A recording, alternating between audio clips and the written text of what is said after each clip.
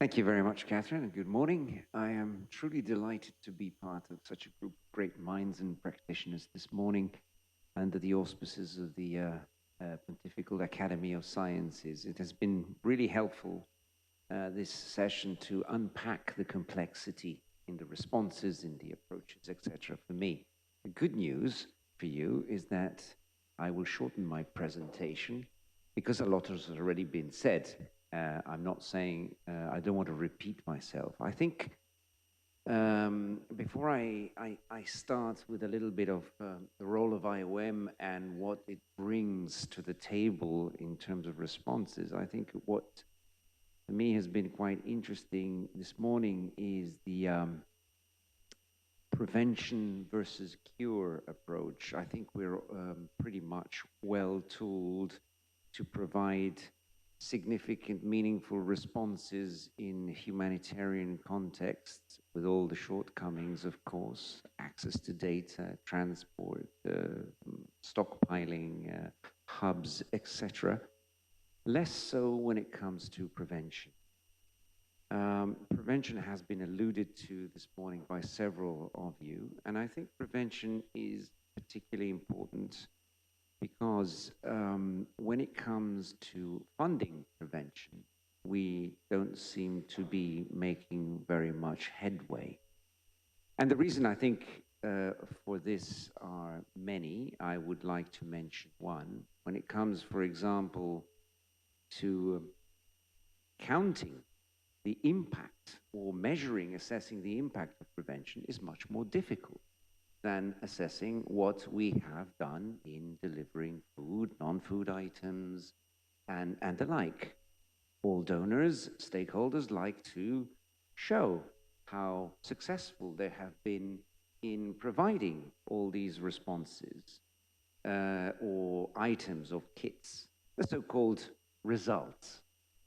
But the impact is not there. I would say. And prevention also is so difficult to measure. How can we say that by acting in a certain way, we will actually prevent displacement? We will increase resilience of the communities who have not experienced displacement or migration, whatever. Therefore, that for me is I'm really scratching my head on understanding how we can rewire the minds of interlocutors who often have the funds and say, hey, prevention is absolutely fundamental and important, is not something that we can discount. And how we do that, I see that the counter has not gone. Thank you for that. That gives me additional time. Joking, obviously. The element that I would like to bring is that, for example, how do we help our stakeholders in measuring the impact of prevention, in showing that this actually has a consequence? I would like to also bring a little bit of a personal story in this respect. Before coming here to Rome, I was in Afghanistan.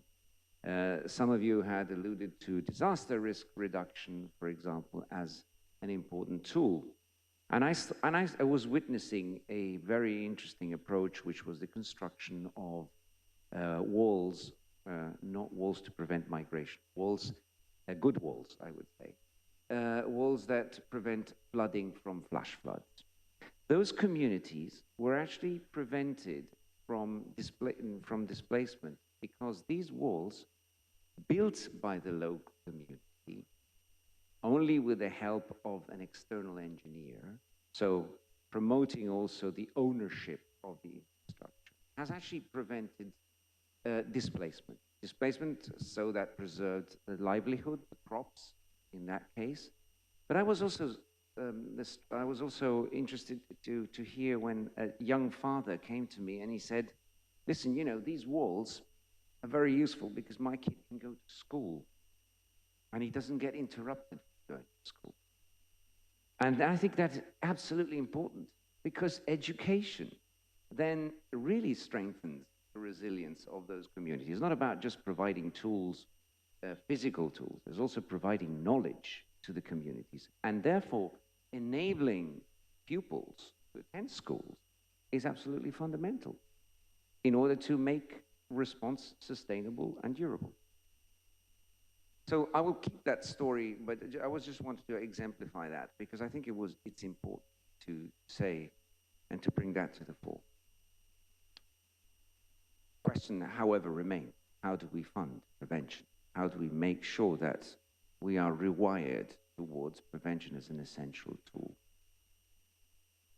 When it comes to IOM, I think what I can tell you is that in 2021, IOM launched its institutional migration, environment, and climate change strategy from 2021 to 2030, which highlights the three main objectives of IOM's work on this issue. First of all, developing solutions for people to move. So migration can actually be an adaptation in the face of food insecurity. The ability to migrate can reduce the vulnerabilities of migrants and their families. Migration can allow food insecure individuals better livelihood opportunities, and the remittances sent provide additional income to food insecure households.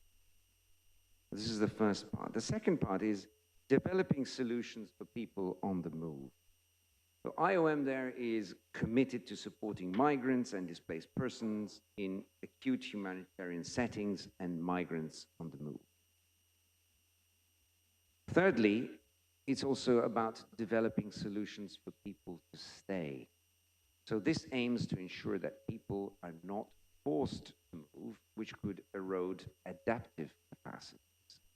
In Tajikistan, for example, IOM conducted an action research study that examines the capacity development initiatives that can help women staying behind, adapt to drought, and improve their food security. Today, mixed movements and crises are increasing in number and complexity, and new ways of working, including joint partnerships, are required to ensure that we prepare and respond to the needs of the affected population. If I can make an example in this, I think we are developed, but we're not yet evolved. We still resort to sticks, cannons, rockets to settle our disputes rather than resorting to other means. And I think today the Holy Father was quite eloquent on that. Partnership, obviously, with IOM works alongside with many of the actors here in the room, the UN agencies together, the FAO, for example, the IOM Displacement Tracking Matrix, or DTM, that works to identify and address the key data gaps on the food security status of displaced population, ensuring a better understanding and response to the food security needs and displaced population. So this slide you have, it's exactly one of the tools, one of the many that were illustrated this morning that can capture in real time and the methodology of movements of people. But DTM was conceived years ago to actually capture the displacement magnitude and figures. Nowadays, it's used also for other purposes as well, to identify, for example, intention surveys. How do people, what is their intention in terms of movements? Do they intend to stay in a certain context? Do they intend to move? That enables us to provide all around the room better preparation. All of these tools, the DTM, are, as other tools, available online and to the wider community of practitioners. In displacement settings, for example, the DTM provides sources, is piloting an energy module to help provide a snapshot of displaced and affected communities' energy needs and help guide the development of the humanitarian response across sectors concerned with a clean energy transition, including CAP management, food security, shelter and non-food items, protection, water, sanitation, and hygiene. This is also useful to identify and prioritize location with urgent pastoral need. Going to see if So this is another example. I'm not going to read. This is basically an example of what I was saying. Providing you a snapshot, and this food security is based on a specific example in one context of South Sudan. So how much people had access to a number of elements, for example, cereals, vegetables, etc., the household, in order for us to be more informed. Furthermore, for example, in Latin America and the Caribbean, IOM co-leads the interagency coordination platform for refugees and migrants with UNHCR.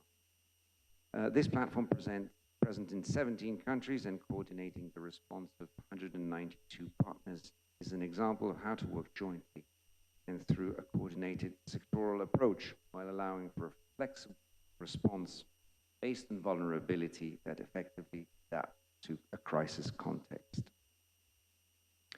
Another example, yes, and this is another example, for example, of multi-sectoral location assessment, and this relates to Mozambique. So examples of how people had access to cooking, to electricity, to wash, to space heating and cooling and light. These are all, as I said, results that are available online and for you to analyze. So I think I'll leave it at that. I see that I still have 5 minutes, but I think I eroded that already. So I'll leave it at that in the interest of time and for any other questions that might come. Thank you very much for your attention.